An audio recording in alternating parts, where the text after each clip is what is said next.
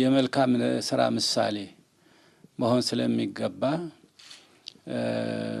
በዚሁ ተሰብስበን ወንድሞቻችን የሃይማኖት ተቋማት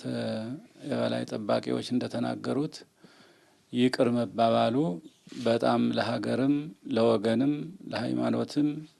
ለራሳችንም ይጠቅማል ብለን ስላመንበት ነው እና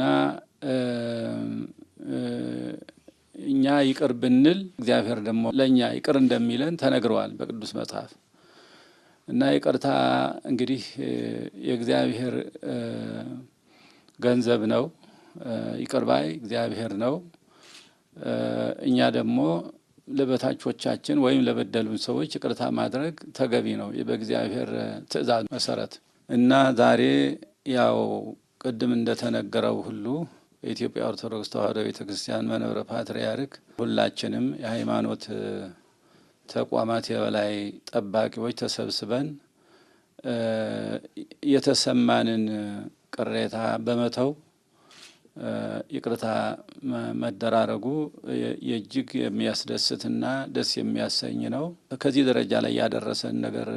ስላለ ነው ይህን ሁሉ የሆነው እና ያ ደግሞ ወደፊት እንዳይቀጥል ተከባብሮ መኖር ሰው የራሱ ሃይማኖት የሚከበርለት የሌላውን ያከበረ እንደሆነ ነው።